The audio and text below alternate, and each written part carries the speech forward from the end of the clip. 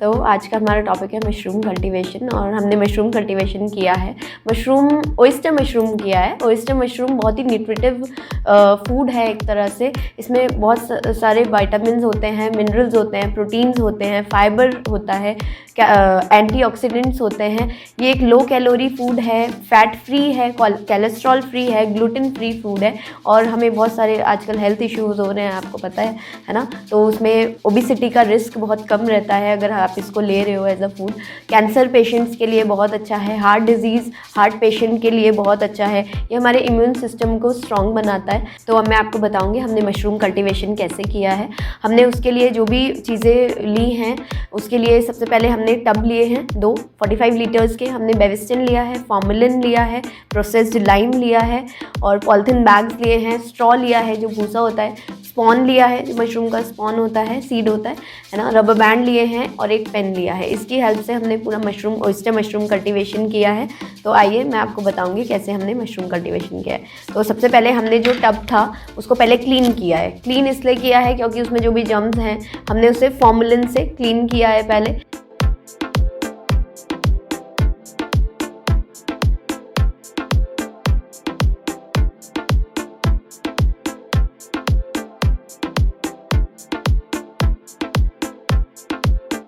उसके बाद हमने क्या किया है, उसमें एक सॉल्यूशन बनाया है। सॉल्यूशन में हमने 125 ml फॉर्मेलिन डाला है, 45 लीटर पानी लिया है, वाटर लिया है और हमने उसमें बेविस्टिन डाला है 4 ग्राम्स और हमने उसमें प्रोसेस्ड लाइम डाला है 100 ग्राम और उसका एक सॉल्यूशन बनाया है।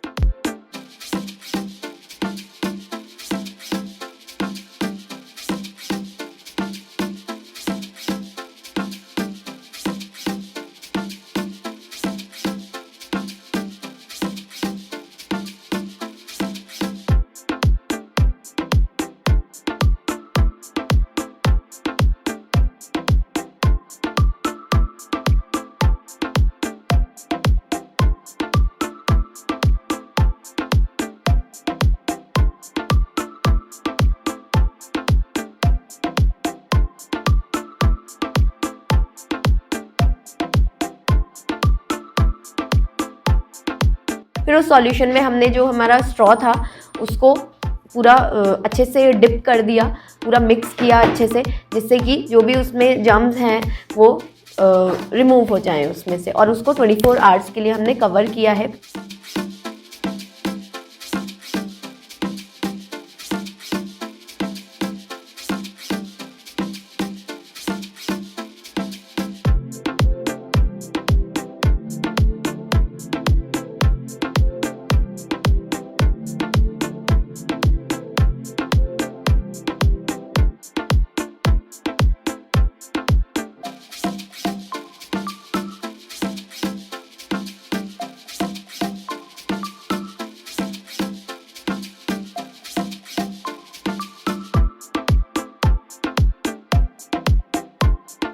हमने उसको 24 आवर्स के लिए उसको कवर करके रख देते हैं, जिससे कि जो उसमें गैस बनेगी और जो भी उसमें इम्प्योरिटीज़ हैं, जो जर्म्स हैं, वो किल हो जाएंगे। उसके बाद हमने 24 आवर्स के बाद उसको रिमूव किया और जो भी हमारा स्ट्रॉ था, जो 24 आवर्स के बाद जो हमारा स्ट्रॉ था उसको हमने 4 आवर्स के लिए एक जगह पे एक हीप बना के रख देते हैं। उसके बाद हम क्या करते हैं, उसको सन ड्राइंग करनी होती है।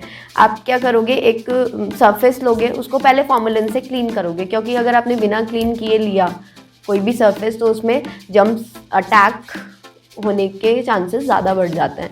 तो आप क्या करोगे, जो भी सरफेस लोगे उसको पहले फॉर्मेलिन से क्लीन करोगे। उसके बाद 4 आवर्स के बाद, है ना, 4 आवर्स के लिए आपने एक ही बनाया था ना स्ट्रॉ का, उसको लोगे और उस पर पूरा स्प्रेड कर दोगे सरफेस पे, जिससे उसको सन ड्राई करने के लिए।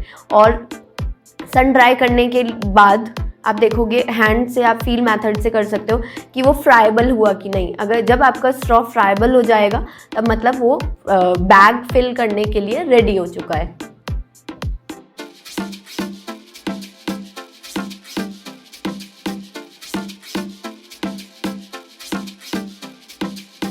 और अगर उसमें मॉइस्चर होगा, आपका जो स्ट्रॉ है उसमें अगर मॉइस्चर होगा तो आप उसको और सन ड्राई करने के लिए छोड़ दोगे, क्योंकि अगर मॉइस्चर होगा तो आपका बैग अच्छे से प्रिपेयर नहीं होगा और आपके मशरूम कल्टीवेशन अच्छे से नहीं होगा। ठीक है, तो अब आपका जो हमारा स्ट्रॉ था वो फ्राइबल हो गया है अगर, तो आप उसमें फिर बैग प्रिपरेशन के लिए उसको लेके जाओगे। अब बैग प्रिपरेशन के लिए क्या करना है, हमने पॉलिथीन बैग्स दिए थे, उसमें हमें क्या करना है, लेयर वाइज स्ट्रॉ और स्पॉन की लेयर्स बनानी है। तो बैग लिया आपने, है ना, उसके बाद आपने स्ट्रॉ की लेयर बनाई एक, उसके बाद साइड्स में स्पॉन डालना है ना, उसके बाद फिर एक लेयर, फिर स्पॉन, फिर ऐसे लेयर वाइज आपको स्पॉन और स्ट्रॉ की लेयर्स बनानी है।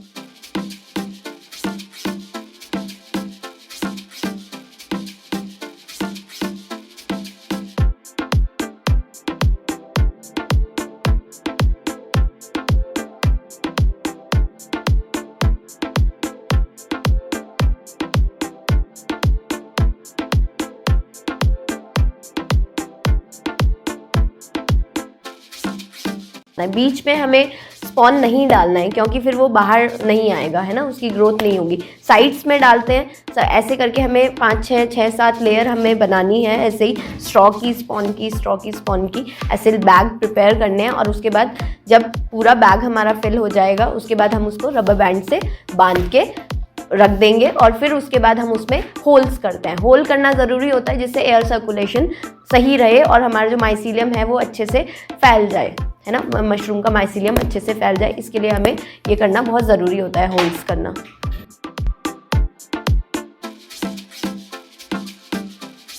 तो अब हमारे बैग प्रिपेयर हैं और अब हम इन बैग को एक जगह पे हम टांग देंगे, क्योंकि उससे क्या होगा कि अगर हम इसे एक जगह पे रखेंगे तो नीचे वाले जो सीड्स हैं वो अच्छे से प्रॉपर ग्रोथ नहीं होगी और वो बाहर आने में उन्हें प्रॉब्लम होगी। तो इसलिए हम हैंग करके रखते हैं। हैंग करने में क्या होता है, पूरा अच्छे से सर्कुलेशन होता है और हर साइड से मशरूम बाहर आते हैं होल्स से, जो हमने होल्स किए थे। तो इसीलिए हमने हैंगिंग पोजीशन में अपने मशरूम्स को रखा है।